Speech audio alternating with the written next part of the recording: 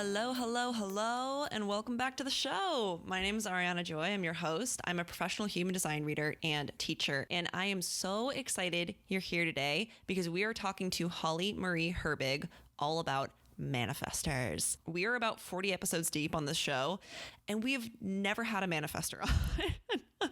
And they are rare. They're about 8 to 9% of the population, but isn't that insane still? Because to give you context, we've had 2 reflectors on and they're 1% of the population. So manifestors can be a little bit hard to pin down. I've really been trying to get a manifestor onto the show because I think they're one of the most fascinating and misunderstood energy types. More importantly, I think all the energy types are fascinating, but manifestors have this kind of mystery around them that makes it even hard for them to understand themselves sometimes. And having someone on to talk about it, I thought would be so helpful. But anyway, I'd invited people on. It just had never really worked out. And it's one of those things where it was so funny because I think it was all due to the fact that I was actually waiting without realizing for truly the right person to come on and talk about and teach this, because I wanted someone who really understood manifestors and knew what it was like to be an aligned manifestor and could also teach that. And, you know, in typical fashion, once I stopped trying to make that happen, the universe went, here you go, you little generator. And Holly reached out asking if I'd be interested in chatting, which I just love because what a perfect example of a success story for both of us using our energy types, you know, her as a manifestor initiating me and me responding. But anyway, who is Holly? Holly Maree is a spiritual teacher activating people into success and breakthrough. She focuses on teaching a new narrative of success to those who want to succeed by creating their own rules. Her area of highly sought after specialty is in human design manifestors. Holly is also a certified trauma-informed life and success coach and is also certified in human design, i.e. the human design system, HD for business, and HD for quantum manifestation, as well as breathwork, meditation, Reiki 2, EFT, and clinical hypnotherapy. And in this conversation, oh my gosh, we covered so much. There's so much gold. I loved talking with Holly and I want to keep her in my pocket, but she probably wouldn't stay there because she's a manifestor. That's not really their MO. She has lots of other pockets to be in, okay? So we're going to get into that right now. But first, real quick, if you like this podcast, if you love this podcast, there is always more where that came from. Just hit the subscribe button. If you're on YouTube, if you could leave a like on the video, that would be awesome. If you're listening on Apple Podcasts, if you could leave a 5-star rating and review of the show. It takes about 3 minutes. Doesn't have to be anything fancy, but it really helps get the show out in front of other people who will like and love it too. So with all that said, let's dive in and hear from Holly.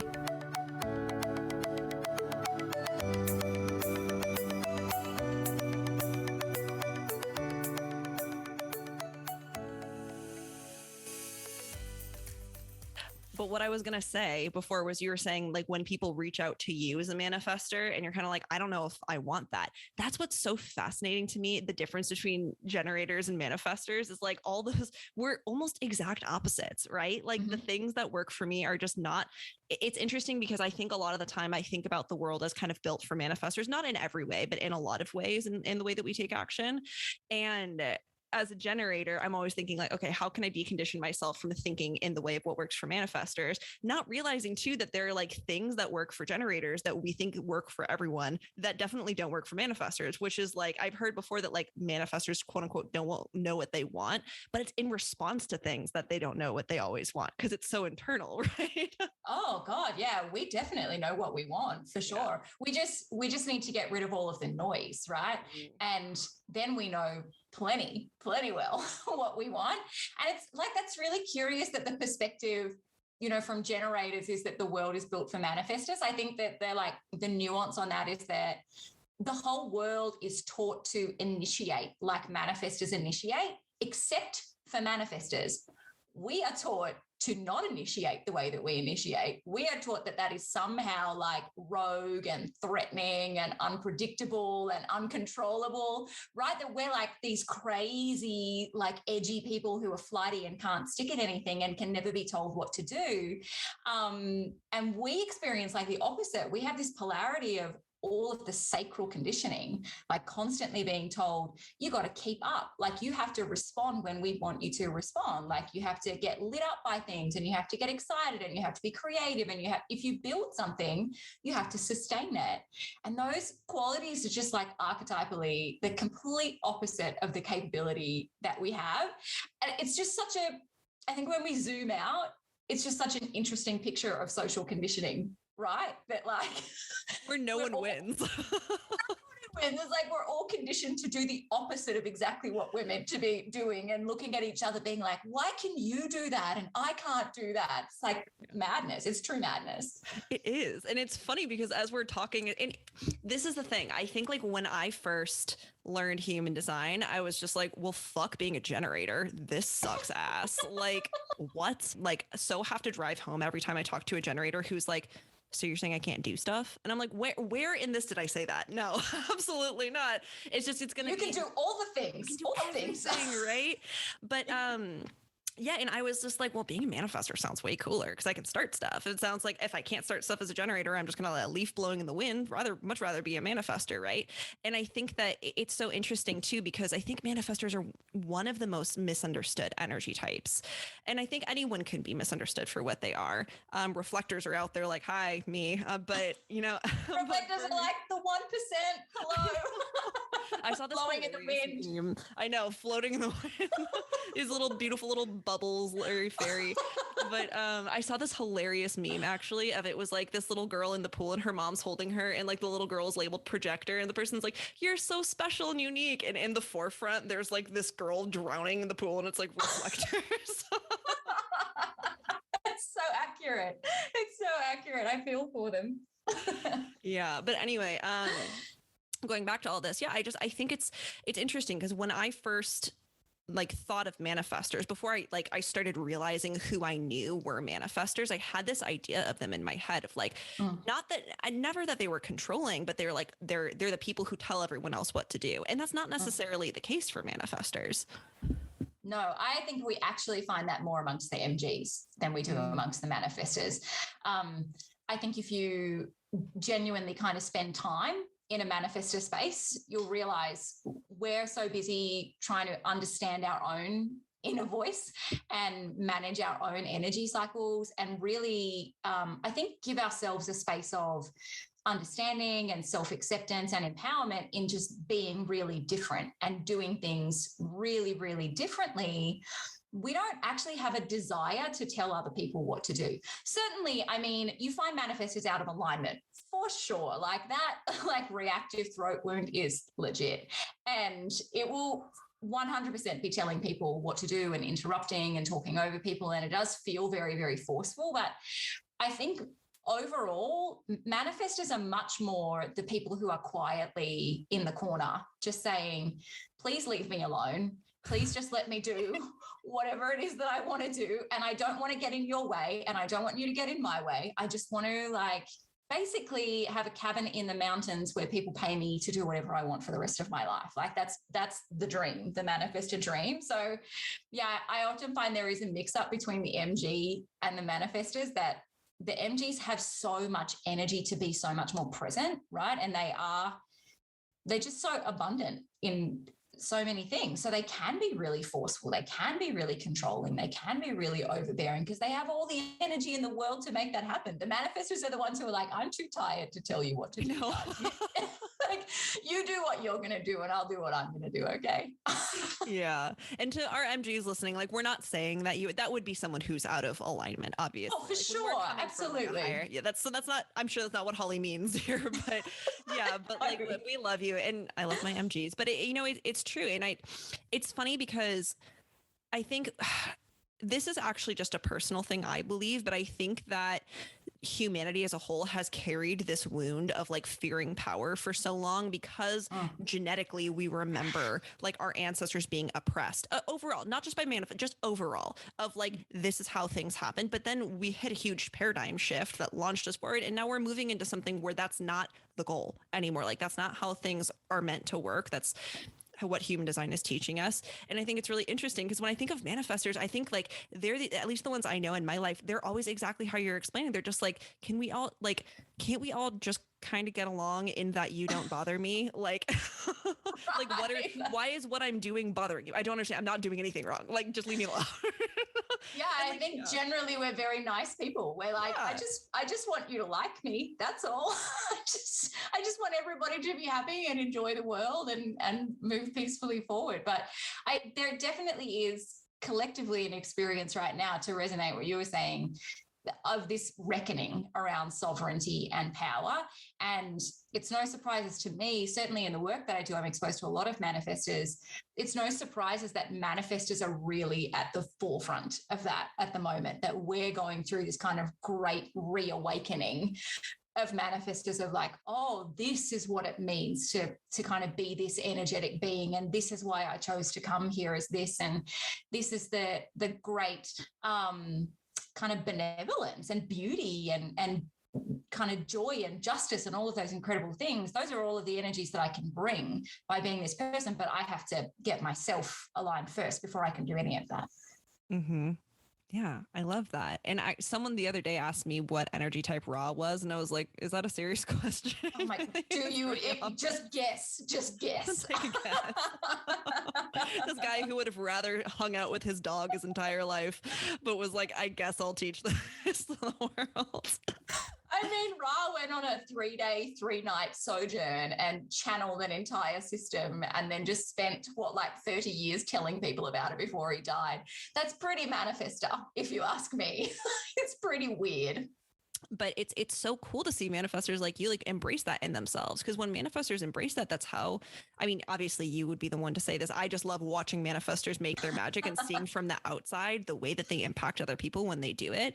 And because I have friends who are manifestors who and one of them is incredibly aligned. And you know what's really interesting is that she doesn't like human design, which is fine. You know, not everyone resonates with it, and that's totally cool. But her reasoning is that she was like, human design is telling me that like the way that I do things, or the way I was taught to do things, is wrong for me.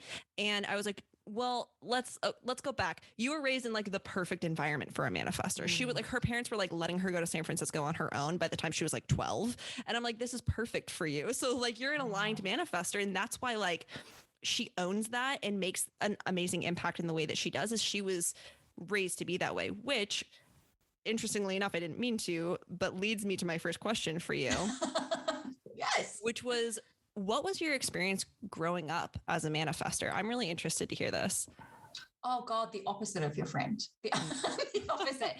Like, I think that I've only come across one manifestor ever who had a supportive, aligned childhood. I mean, the vast majority, 99.9% of us, had childhood experiences like mine that were quite traumatic, in fact, to the manifestor energy. And for me, there wasn't necessarily all that much control. I mean, I was the youngest of 5 children. My parents were quite kind of busy like with my siblings doing their things and making their messes. And I think what was interesting though was that I didn't feel any support in the safety to experiment with that freedom. It was really like, out you go, you're on your own, you look after yourself, just don't screw it up. Because if you screw it up, there's massive consequences for that. And so I had this kind of weird paradigm as a child where, yes, I did have a lot of freedom, but it was not offered in a supportive or safe way. And so I had a lot of wounds as a manifestor then, trying to come into adulthood and trying to pursue those like bigger urges and bigger adventures that they inherently didn't feel safe. And I would just push myself through that. And of course, created a lot of mess for myself in doing that, because I really needed to understand why it didn't feel safe. But additionally, my parents are, my mom is an MG. She's a 2-4 emotional MG. And my dad is a 1-3 splenic manifestor. And my mother, still to this day, my parents are they're getting better versed in human design now. They're coming around to it. But my mother still holds a lot of resentment and frustration towards my dad, because she views that as like, he's taken too many liberties. It's too much freedom. He's careless with other people. And so for me as a child, witnessing that dynamic, anything in my behavior that was similar to my dad's, which was a heck of a lot, right? Like the only difference between us is our profiles. Like I'm a 4-6 and he's a 1-3. So anything that demonstrated that same like manifestor, unpredictability, creativity, throw caution to the wind, was really, really smashed down. And, I suffered really kind of heavy punishment consequences for all of those actions just because of their dynamic in their marriage. So that's been really curious to observe as an adult now, like seeing that exchange in my parents' relationship, seeing how my parents are shifting in their view of me, now that I kind of operate in different spaces and own my energy a lot more. And I don't think that it was the worst childhood that I could have had, but it certainly had some pretty significant traumas that I may not have experienced had I been a different energy type. Yeah. Or in a different situation, possibly. And yeah. And it's funny. My dad's an MG. For me, with my dad, for him, it was always kind of like, come on, Ariana, let's go. Let's do this. Like, come on, like, why aren't you more like me? Like, why don't you operate the way I do if you don't? And I think that's where that, for me, thinking like life is made for manifestors, which obviously, as we're talking, like, it's not. There are many places where the world isn't built for one of our energy types. Right. One way or the other, because we're all chasing like this perfect human that people think we should be. That doesn't really fit anyone. But anyway, there's that. But for you, so was there also like a fear of like sharing what you were going to do too? Because I know that can happen for a lot of manifestor children. Oh, for sure. Yeah. I mean, even understanding that, our strategy of informing, so important that it's not actually an energetic strategy for us. Our strategy is to initiate, which is why we initiate effortlessly. It's why we enjoy doing it. It's why it naturally actually comes out of us, even when we're not trying to do that. We're always initiating in whatever spaces we're going into, even when we're out of alignment. It's extraordinary. It's so cool. It is so cool. It is, yeah. It's like that. With great power comes great responsibility, right? We're always initiating. Got to make sure you're initiating the good things and not just the crap on other people. But like our informing is really a technique, which means it's behavioral, it's a learned skill, and it does not in any way, shape, or form come naturally to us. We actually have a significant resistance to doing it. It's something that is energetically quite draining, because really when we're informing, we're kind of pushing an opening in that closed aura. And I got to tell you, like, the closed aura is nice. It's quiet behind here. Like, it's good. You can stay in your own space and just stay away from other people and do whatever you want, and people don't really get in your way. But as soon as you are initiating in anything that involves other people, informing becomes fundamentally necessary, because otherwise people bounce up against your energy and they want to question you and they want explanations and they want to be involved. And some people, unfortunately, want to criticize it, right? Which is just the nature of humanity, right? Being with other people. And so I think that for manifested children, it is extremely difficult to share what you're initiating and share what you're wanting, because we're not born with that ability to do that. We have to learn it. And if we attempt to do that in an environment where it's not supported and it's not recognized and it's not validated, manifestor kids will shut down very, very quickly. So I learned very early on, don't tell people. Just don't tell people what you're doing. And I mean, my dad, he's in his 70s now, and he's classic, like, white male manifestor. And he's like, Holly, I just don't tell people what I'm doing until it's done, because then people can't get angry at me. He's like, then people don't try to control me. I'm like, Dad, that's really out of alignment. Like, you got to tell people. He's like, it works for me, right? So I think that's pretty typical for manifestors to be like, if this works for me to just never share anything until it's done, then let's go ahead with that. It just means that we miss out on this kind of beautiful part of the world. And I have a manifestor child too. My youngest is a 4-6 emotional manifestor. So we got Mannies everywhere around here. And And we have been teaching him to inform since he was about 5. So he's quite a pro. He's quite a master at it. It's definitely a learned skill for him at this point. But those first couple of years, the resistance was extreme. He just experienced so much anger and so much frustration and just confusion of like, why do I need to tell you what I want? Like, why can't you just know what I want? And why can't you just give it to me? And certainly when he's tired now, or when he's going through one of the dips in his emotional waves, informing is off the table. Like he just... He does this thing where like he'll just stand there and stare at you. You ask him a question and he won't respond. He'll just stare at you, and then he'll be really angry when you don't do what he wants. And I'm like, bud. He's trying to like Sith Lord you into doing something. He's like, why aren't you receiving my mental vibration?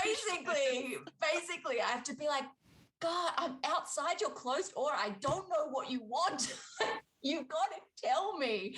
So I do think like he's a really curious observation for me to like revisit the childhood experience and say, oh, it actually really is hard for us to share. Even in a really supported environment, it's still a challenge for us to tell people what we're doing and why we're doing it and how we're going about it.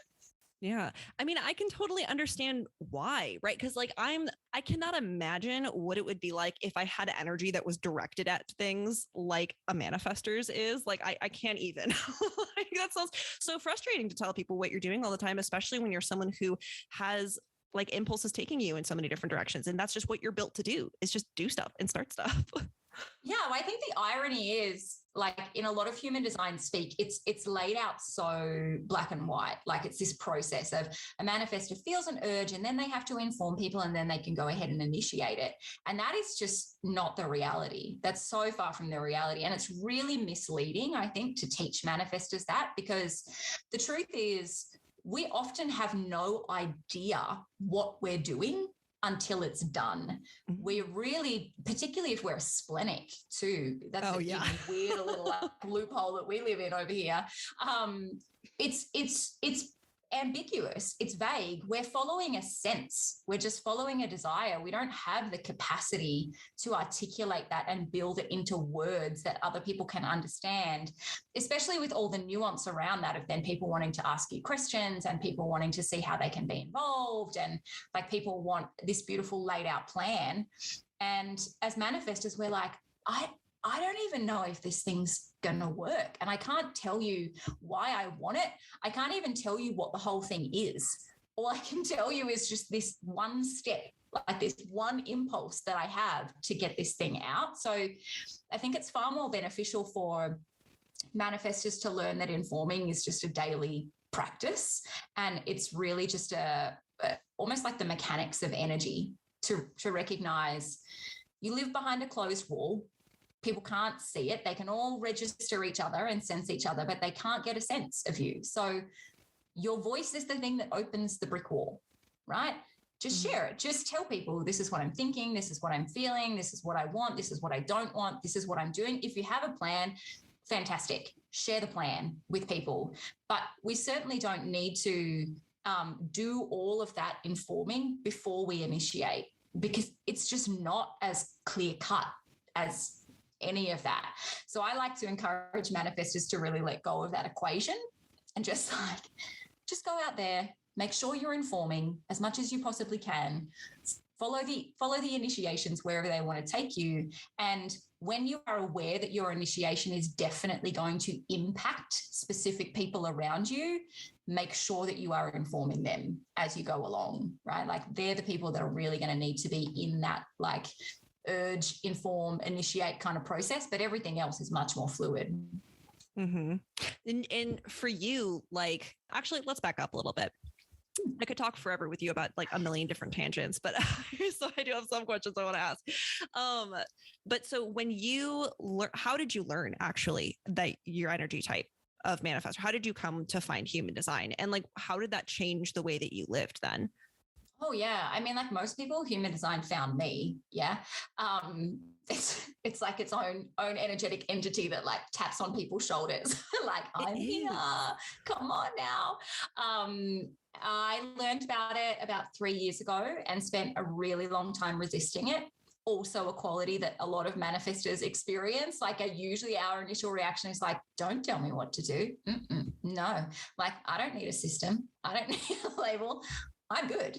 I also have an undefined G center. So I've always found that in a lot of systems, I'm not fully represented and I hate being titled. I hate being labeled. And so I'd heard of human design and it had come up into my space probably a dozen times and I just had pushed it away and pushed it away. And then I was part of a mastermind where people were introducing themselves and it was just this like series of labels. People were like, oh, I'm a life path this and an Enneagram this and a human design this. And I was like, oh, for the love of God, I'm going to go and have to look up my design now, like just so that I can participate in the crew of what everybody is doing here. And within that mastermind, it was with the beautiful Eden Carpenter, who teaches HD, obviously. And she's such a beautiful MG. She's a 6-2 emotional MG, and she's really in alignment. She's such a good representation of that MG energy. And she just kind of gently kept pushing it in front of my face. Like, I really think this is going to help you, Holly. I'd be like, thanks, babe, but no, I'm great. Really, really good over here. And we eventually went on a retreat together to LA back in 2019. And I spent a weekend in an Airbnb with Eden. And I really just kind of arrived at this place where I was like, okay, hands up, I surrender. Like, if you're going to keep pushing not Eden universally, if the universe is going to continue to push human design in my space, I'm going to accept that there is some value here that I am not seeing. And I just, hands up, take me down the rabbit hole, I'll go. And it was a very distinct, very clear decision. I think in retrospect, it's funny for me to look at that because I had to give permission for something to come into my space and be like, you can only interact with me if I give the okay for you to interact with me.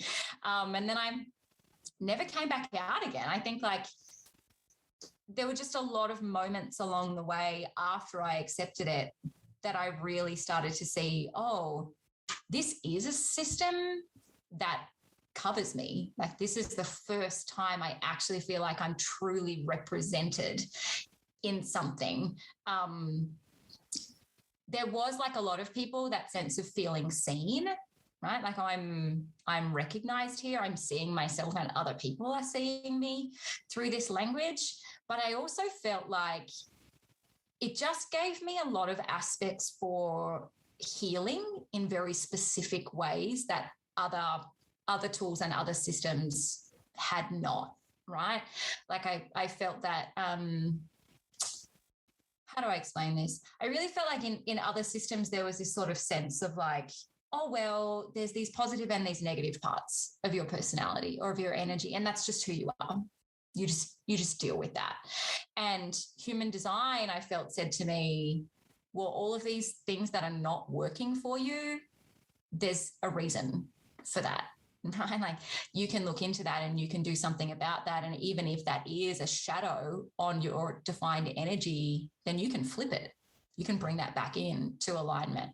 And that was just really, really empowering and really nourishing for me to do that.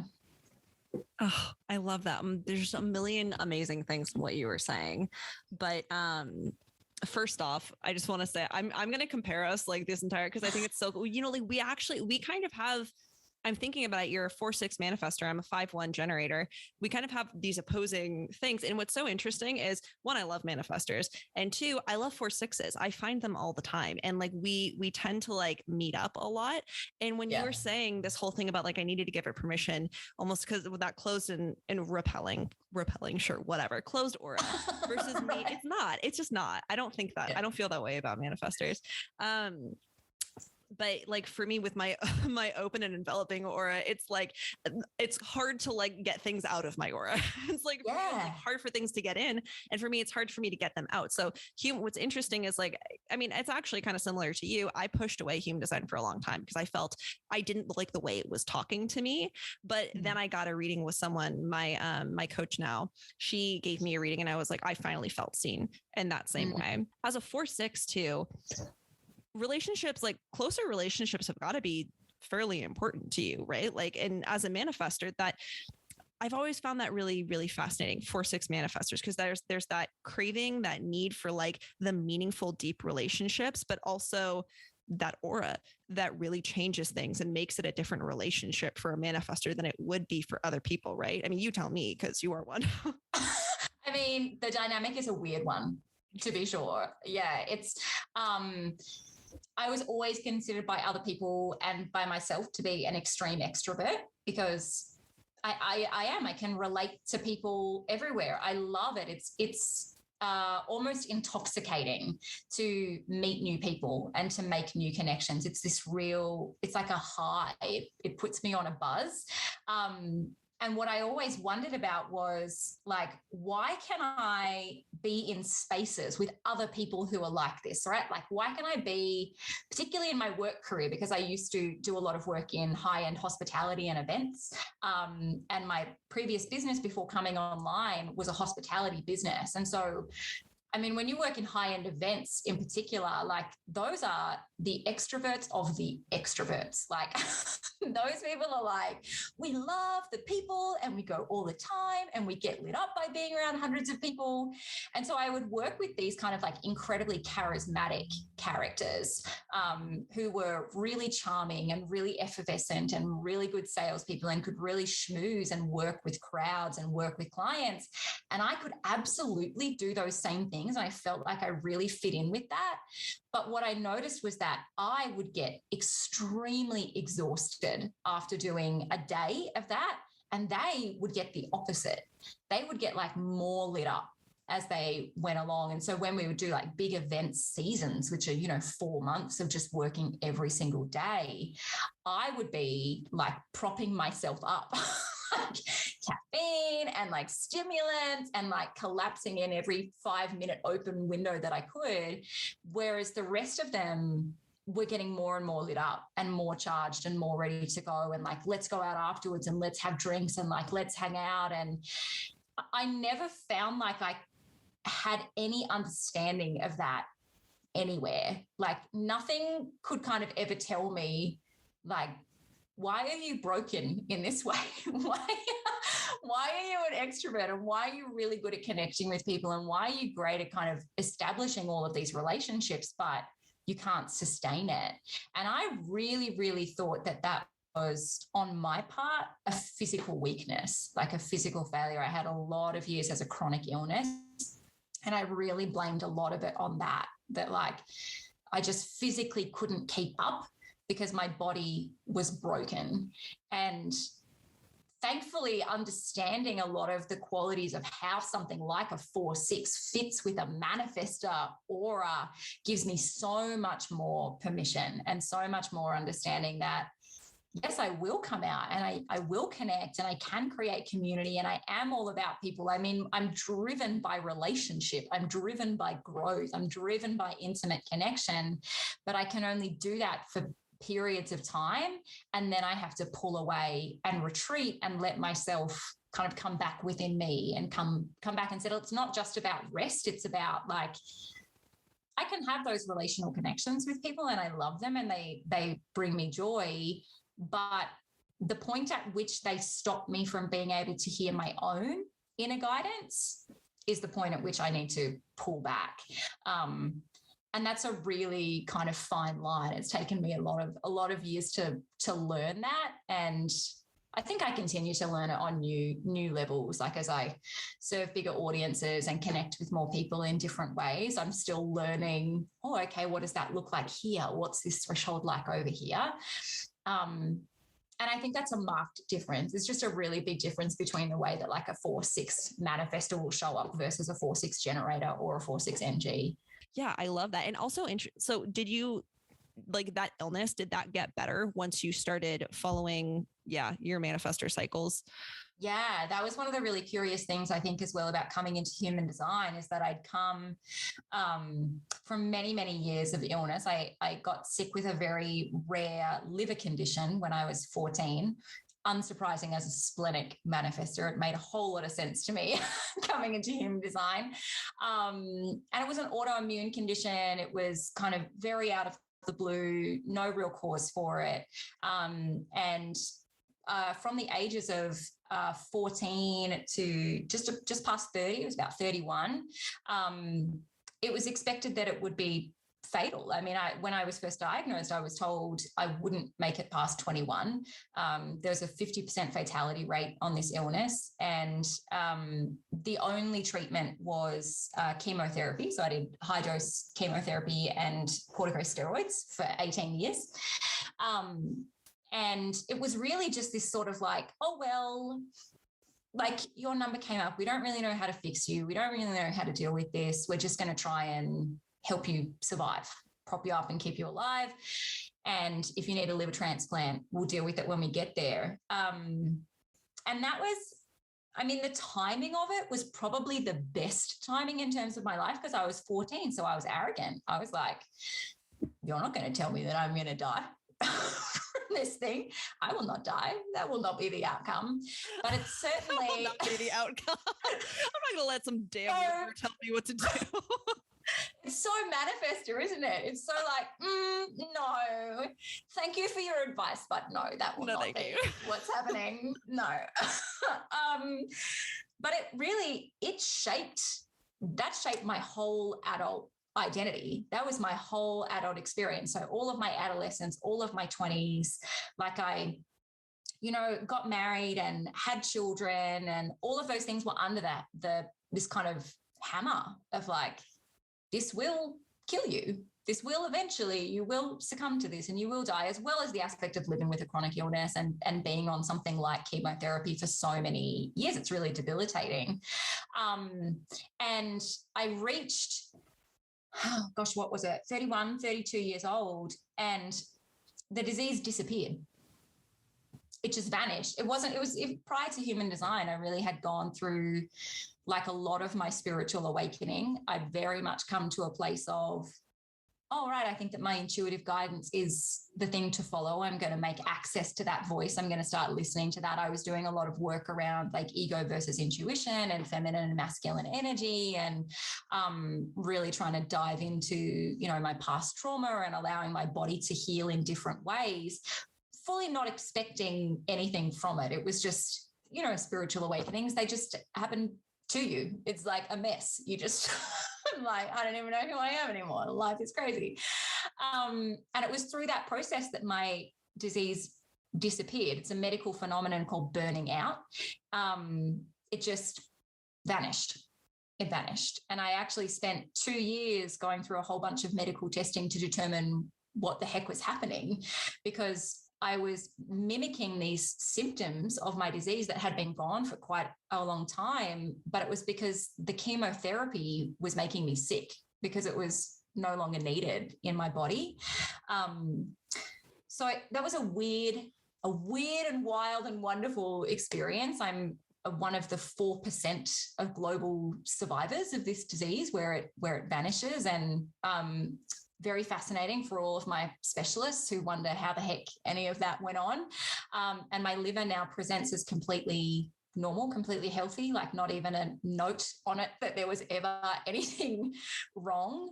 And when I came into human design, that was kind of one of those huge light bulb moments, like recognizing, because I was a registered nurse previously, recognizing that the splenic authority runs along the hepatic line in the body, that it's the liver, gallbladder, and spleen, which all run along the same nerve line.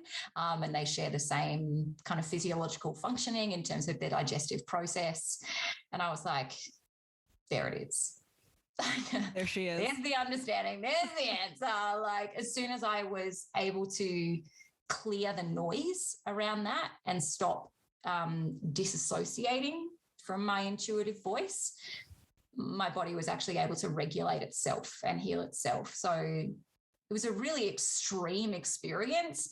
And I often wonder, if I'd been aware of what was happening at the time, would it have been different? But I mean, I was happy to just be able to see it in retrospect, that was the process that was happening within me, without any of my control of it.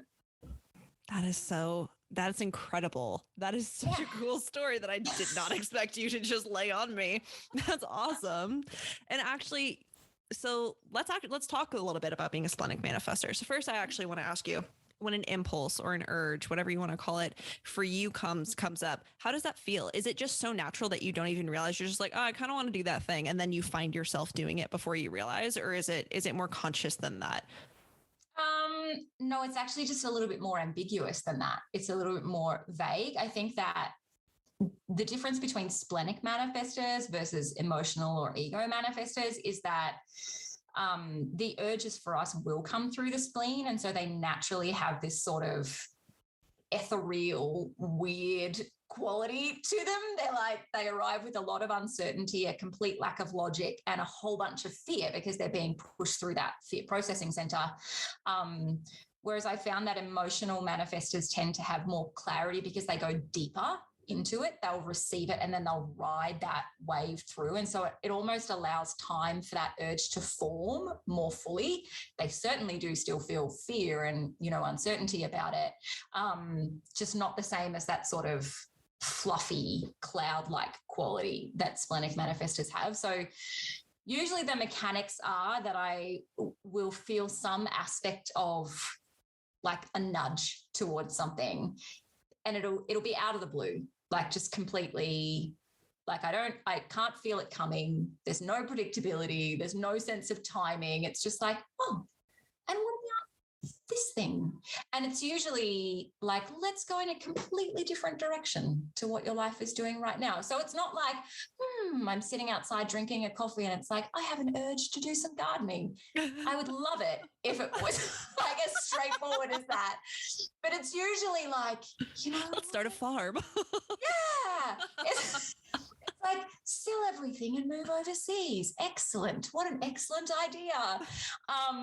And I then need to take time. I'm much more organic about it now because I spent a lot of time working on it and mastering it. But I need to take at least a moment of quietness or stillness to just grasp the answer around that. So if I can kind of like mentally get my hands around this urge that's come through and then say, is this right or not?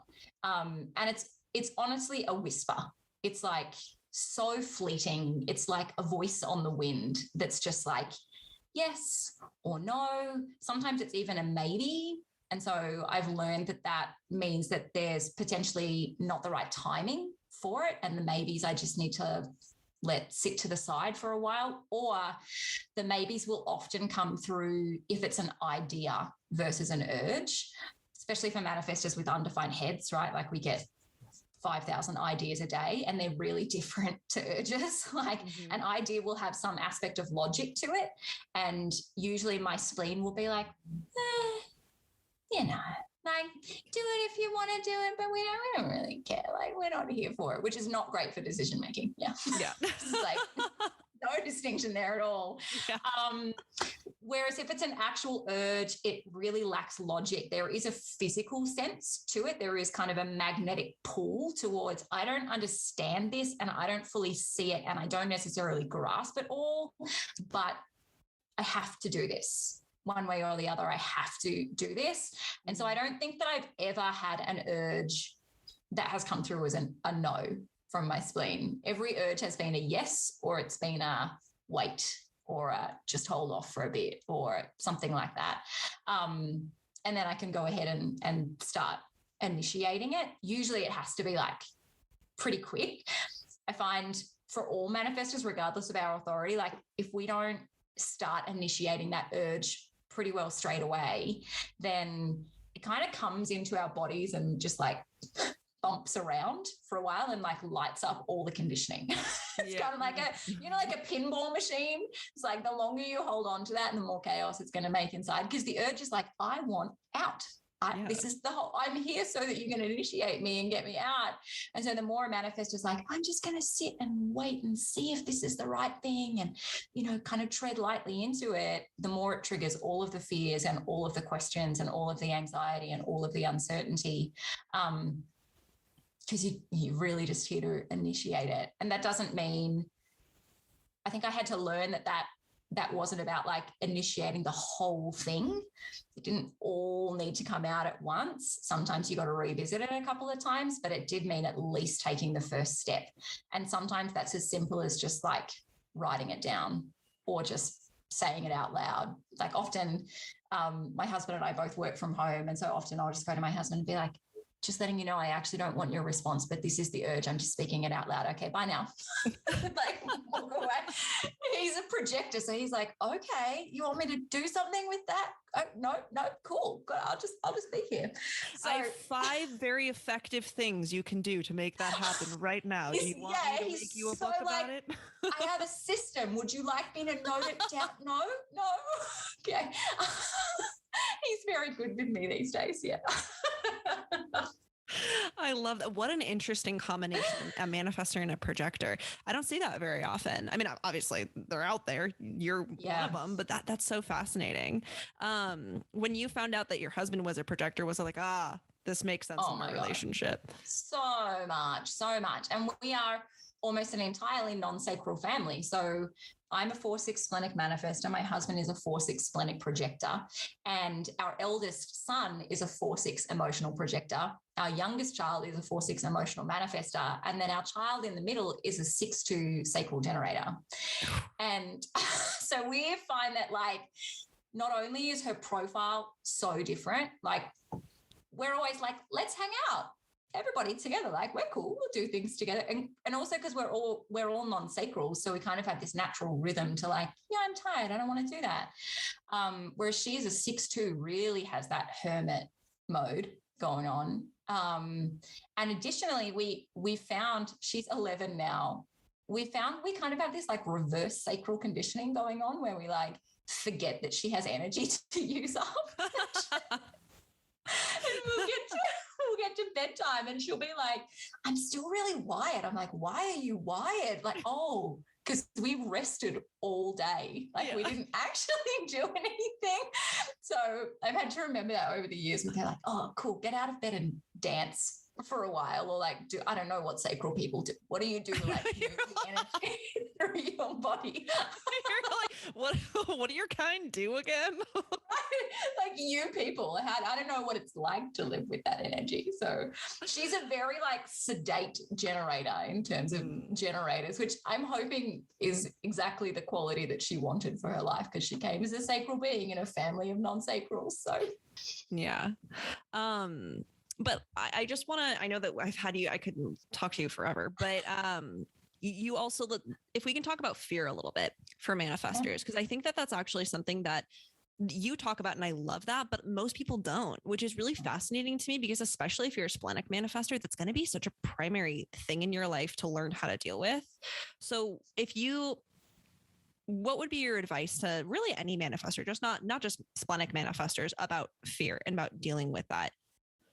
Yeah, one of the curious flip sides in the human design community is that I think manifestors from the outside, from other energy types, really are kind of applauded, right? There is this like mystical quality of like, oh my goodness, it would be so amazing to just like initiate like you guys do. So a lot of the language that we get is around like, oh, you're the visionaries and you're the edge of the collective and you can be leaders and you just charge your own path and you be the lone wolf. And there is often little to no recognition of the enormous fear that comes as the partner to that, right? Because every energy has two sides to the coin. There's an equal and opposite reaction. So being the people that do the things that nobody else has seen, right? Initiate these new energetic frequencies, experiences, things, people, places, whatever it may be. That means that inherently we are afraid that it will not work, because we have no evidence at all to support that it will work, because it's literally never been seen before. So really for manifestors, universally, regardless of what your authority type is or how your energy centers are set up or your gates or all of those things, you're going to experience at least one of the 4 core fears, which is that we have a fear of rejection, of course, right? Because we're creating new things. It's pretty straightforward. Like, we worry that if we create it, then people will reject us or they'll reject the thing that we've created because it's hard to understand, right? It's inexplicable.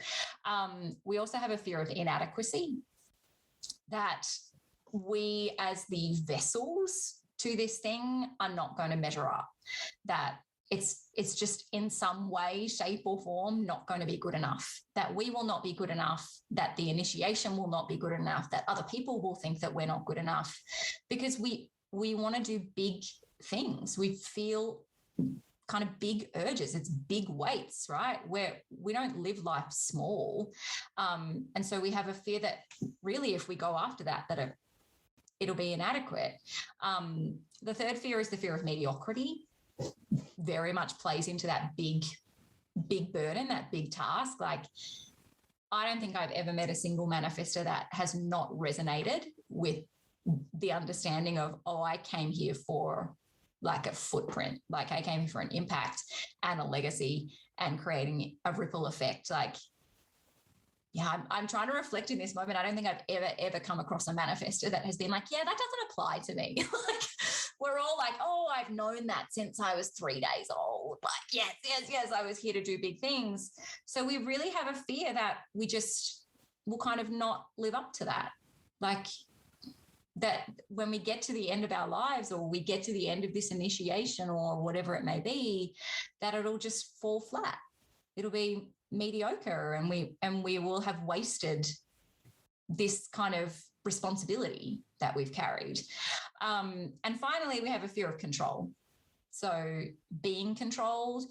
We also really have a fear of being seen as controlling by other people, because I think we acutely understand what it feels like to be controlled. Manifestors uniquely, especially as children, often have the response from people that they try to control us because we're uncontrollable. So, you know, people like to put that in a box specifically when you're younger.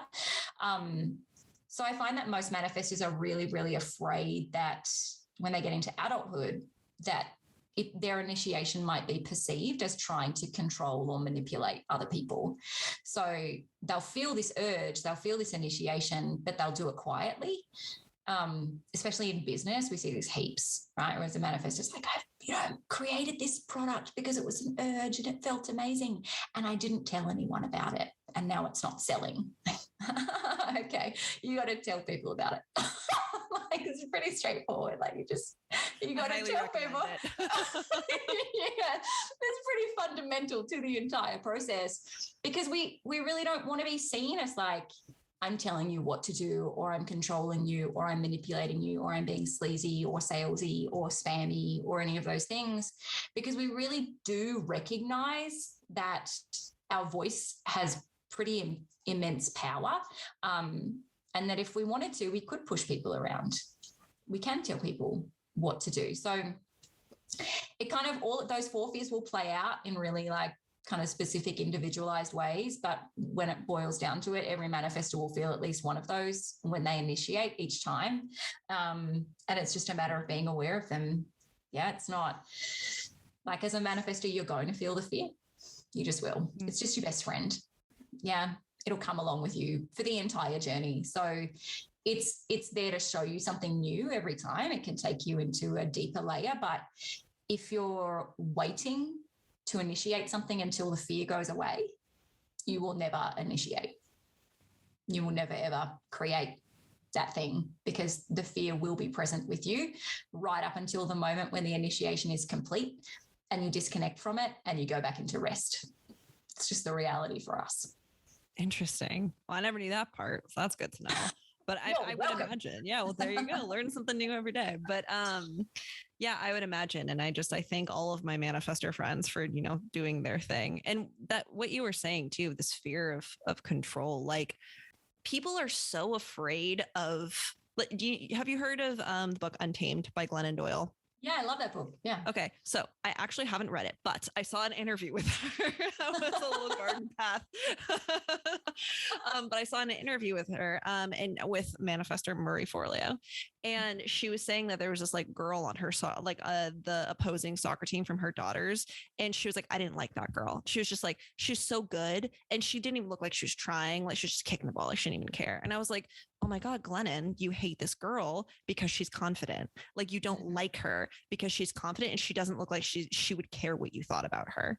Right. And I think that with manifestors too, like there are, just like there are people who won't like me just because they don't like me, there are going to be people who don't like people who are naturally powerful because they don't know how to, like, it's scary for certain people because they're like, what are you going to do? I don't know what you're going to do. And like with that like dense closed aura for manifestors too, it's like, it doesn't explain itself. It's just like, I'm here. And if you don't like that, it's kind of tough for you because I'm here. And so it's kind of like, I get it. And that one makes a lot of sense to me. But yeah, and I love that too. You're like, I say this to my manifestor clients, like manifestors are like the last people who would want to control someone because they know what it feels like. They're like, that's not fun. Right. And we're usually, particularly female manifestors, are kind of so socially caught up with being people pleasers, right? That we're really trying to diminish that power and shut it down and keep it very small and keep it like unobtrusive and unthreatening to people. That often you'll find female manifestors are the complete opposite. They're like, let me bend over backwards to do anything that you need to keep you happy. And then I'll just deeply feel resentment to everything in the whole world until it makes me sick and crippled, you know. Like, I think male manifestors are a little bit different. They're a bit more socially supported to be more expressive and take more control and ownership. But yeah, that's a big wound for manifestors to go through, like super big. We have to break out of that dynamic that it's like, you're not going to be controlling just by initiating the things that you want to initiate and telling people about them. You're actually bringing an extraordinary gift to the world because, right, we talk about everybody else responding and like, oh, manifestors never need to respond. I don't think that's exclusively true. I think that manifestors are just responding to a different energy. That's all. We're just on a different frequency and we're responding to whatever it may be, the 5D, the universe, God, the angels, the undercurrent of the collective, like whatever label applies, that's the energy that we're responding to. And we just happen to have the ability to be the conduit for that energy to come through and get initiated into the world. So it's very 4-line of me, very 4-6, in fact. Like I really feel like the best place to exist with urges and initiations as a manifestor is to recognize like you are in service to this urge. It is being brought through you because somebody or something in the world needs it. And if you don't initiate it, they don't receive it. So do it, right? Like do the work that you need to do to honor that and do the work that you need to do to like learn to inform and break out of people pleasing and acknowledge the fears that come along with these things. Because again, if you don't, then that thing never gets initiated. It's not like there's a lineup of manifestors and if you pass, it goes to the next manifestor. Like it's yours, it's your urge. So if you sit on it and you don't initiate it, then the world doesn't receive it. And I really think that that's a tragedy. I think so too. Bestow your gifts upon me, please. I'm here. I am waiting. I'm waiting for, before we started recording, I was telling Holly that like usually me reaching out to people works to get them onto my podcast. And I've wanted to have like a lit up, happy, like super conscious manifestor on my podcast I could just vibe with. And I'd reached out to a few and it just never quite worked. It's not that they didn't want to come on. It's just, it never quite worked out. And then she reached out to me and I was like, hell yes, this is exactly how it's supposed to happen. Cause like, you never know, you taking like, and I'm saying this just from a generator perspective, like of like how helpful it is for me when manifestors initiate from my selfish perspective. But like when you do, like you could be really helping someone. That could be exactly what they were looking for was you. And Holly was exactly what I was looking for. And look what, here we are. I love that. I love that. Sometimes it can be so simple, like we overlook it. Yeah. But okay. So I have a few more questions, but one of them is, so like, what was what you do right now, the work that you do in the community that you've created just for manifestors? I'm assuming that was off an impulse. What was that like for you? Yeah, that was fully an urge. Yeah. A lot of people go to me, oh, that's like, that niche is genius. That was so strategic. And I laughed. And like, that was, come on, girl. Like, no. That was fully an urge. I had certified in human design and I was like, you know what? I really want to bring this into my business. I was operating as a spiritual business teacher, spiritual business coach at the time. I have a long history in business and I had dove into a lot of spirituality myself, really gone through my own spiritual awakening, really enjoyed mastering those tools. And, once I kind of stopped resisting human design, I was like, all right, I think this has a really valid place in my business and it's something that I want to speak about. But when I was writing content, and I'd be, writing social media content for all the types, I'd be so angry writing for everybody else except manifestors. I'd be like, okay, now we've got to cover the freaking generators and the MGs. Oh, don't forget the projectors and the reflectors. And it was ridiculous, right? I was like, all I want to do is talk to manifestors. That's it. They're the only people that I want to have like any kind of teaching interaction on the human design system. At the time we had been building an audience already around human design. I had my books were already filled up with doing one-on-one readings, which I don't do anymore because it was exhausting and debilitating. But, I had all these people around me were not necessarily manifestors. And so the decision to drop all of that and say, sorry, guys, I'm only going to speak to manifestors. And in fact, I'm going to centralize my entire business around it. That's what we're going to do. Where I had built a 6-figure coaching business and I was like, let's just leave that behind. It's all good. My poor staff were like, are you sure, Holly? I'm like, I don't know, but I think we're going to go. I think it's going to maybe somehow, somewhere along the line, work out. And it really has just evolved. It's from that one little feeling of I only want to speak to manifestors. It has genuinely created this huge community of manifestors. And I mean, classic manifestor, like not being able to see my impact. We all struggle with that. We don't actually see what we're doing. So, when people come to me and they're like, gosh, I send people to you because you have built this community for manifestors. And I'm so blessed that I have so many manifestors every single day that DM me and say, oh my gosh, I just arrived here and I finally feel seen and I finally feel like I have a place and this has been so transformational on my journey. And I'm like, really? Because all I wanted to do was just not talk to the other energy types. That's it. I really just wanted to talk to you guys. And it turns out that that's what was needed. I've been talking about your urges being of service. That was clearly what was needed. And it's not an urge that has left me yet. So I will continue to facilitate this community and bring as much as I can in terms of my energetic capacity until it's no longer needed by the collective. Mm-hmm. And the collective that is working with you, what do people find in this community that you would say, what's one of the top things that they can find just being around other manifestors that they might not get in the outside world? Oh, so much. I think immediately it's the recognition of someone who's similar to you. A lot of manifestors go through their entire lives without ever seeing anybody that's like them, right? It's part of being one of the rarer types. At 9%, a lot of manifestors are like, I don't even know what this is meant to look like. I don't, and that was one of the things as I was building out the community that was really important to me. It was one of the drives that I had was I was like, I went through my own manifestor journey. I was very specific in wanting to master it. I have 1648 channel. I was like, I am going to master this. This is a skill set I will obtain.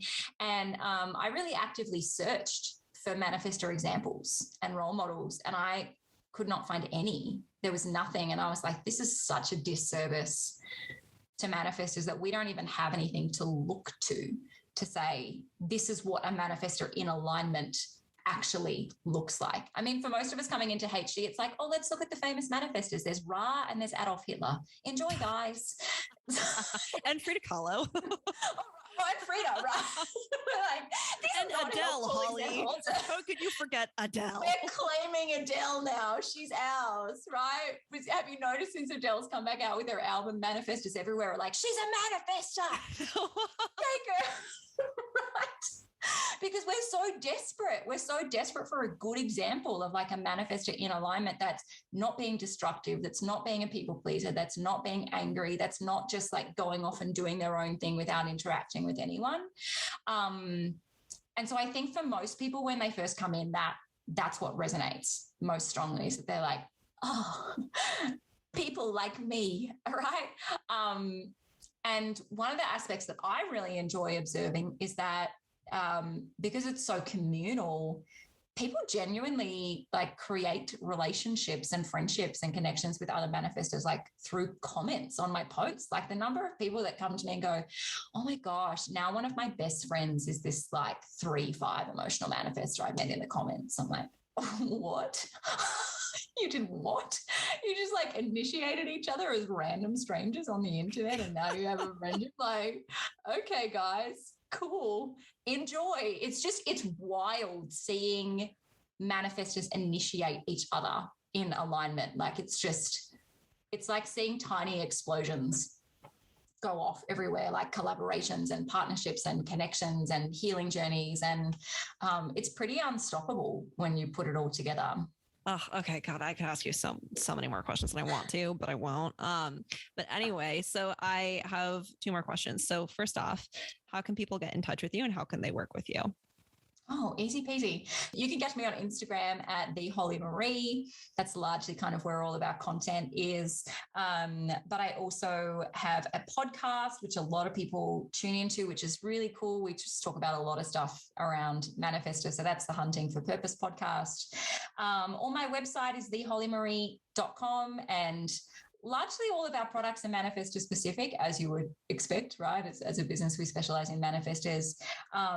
But we do have some kind of other human design and more general stuff than that. But we find that a lot of people who are non-manifestors come because they know a manifestor, right? They're married to one, or they parent one, or their best friend is one, or they have staff members who are manifestors, or a lot of coaches come because they've got clients who are manifestors that they're trying to understand. So we really try to diversely serve all of those different lenses. It's really just a community of saying we're manifestors trying to understand each other, but also we're trying to help you understand us too, so that we can all work together. That's the ultimate goal. Like, how can we really be in harmony and support each other?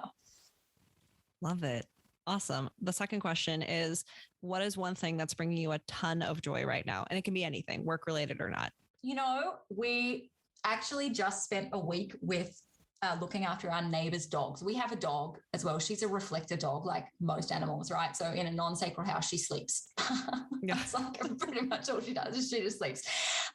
And our neighbors went away last week. And so for a week, we had their 2 dogs come and join us. And I at first was like, this is going to be really overwhelming. Like, I have 3 children. We now have 3 dogs in the house. Like, my kids were on school break. There was a lot of noise. There was a lot of chaos. And I realized that there were just so many little moments of joy in just observing, like watching, because animals are so natural, right? They're so like uninhibited, and they're not worried about who's watching them or what they're doing or any of those kind of stupid human concerns that we have. So just watching them like lay in the sun together and go to sleep, or just walk around the yard like sniffing each other, or they'd walk outside and they as a pack like sniff the air, and I'd be like, what are you guys doing? Like, what is that? What's up, guys? I don't know what's going on here, but I kind of really like it. You know, it brought me back to simplicity.